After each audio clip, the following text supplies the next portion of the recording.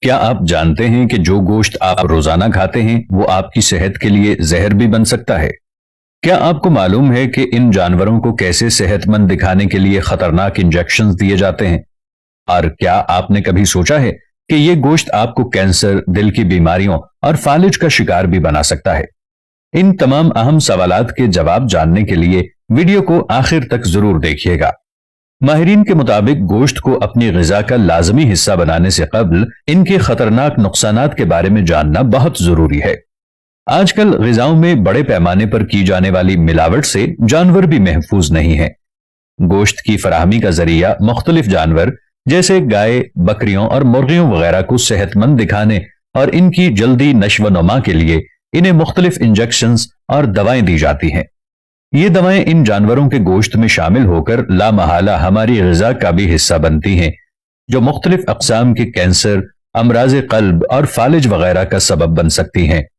اسی طرح پولٹری کی صنعت میں انڈوں سے جلدی چوزے نکالنے کے لیے انہیں مصنوعی حرارت دے کر یا انکیوبیٹر کے ذریعے باہر نکالا جاتا ہے، جس سے وہ اپنے مقررہ وقت سے قبل نشو و نما پا کر انڈے سے باہر نکل آتے ہیں۔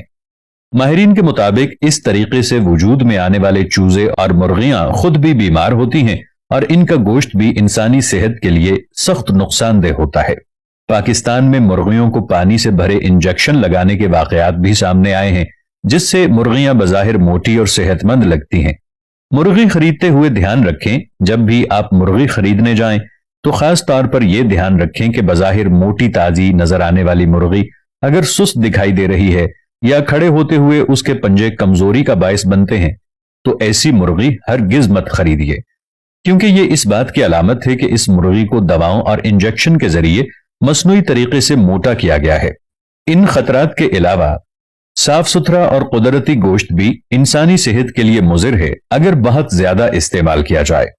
سرخ گوشت کا استعمال یعنی گائے اور بکرے کا بے بہا استعمال بے شمار بیماریوں کا باعث بن سکتا ہے، کینسر کا سبب بن سکتا ہے، وزن میں اضافہ کرتا ہے، دماغی امراض کا سبب بن سکتا ہے، دل کے مرض میں اضافہ کرتا ہے، فوڈ پوائزننگ کا سبب بن سکتا ہے۔ دوستو، آپ کبھی بھی کسی چکن والی شاپ پر جا کر دیکھیں، جو مرغی خود اپنے پیروں پر کھڑی نہیں ہو سکتی، ہم اس مرغی کو خود کھا کر طاقت محسوس کرنا چاہتے ہیں۔ ہم اس مرغی کو مہمانوں کو کھلا کر اپنی عزت افزائی کرنا چاہتے ہیں۔ تو جو چیز خود کھڑی نہیں ہو سکتی وہ آپ کے اندر کیا طاقت پیدا کرے گی؟ لیکن لال گوشت کا زیادہ استعمال انسانی جسم کے لیے اور صحت کے لیے نقصان دہ ہو سکتا ہے۔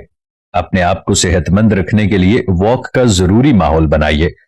واک ضرور کیجیے، اپنے گھر سے لے کر کہیں بھی 30-40 منٹ تک کی واک ضرور کیا کیجیے۔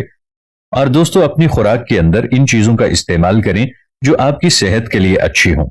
اللہ تبارک و تعالیٰ سے دعا ہے کہ ہمیں صحت مند خوراک نصیب فرمائے۔ آمین یا رب العالمین۔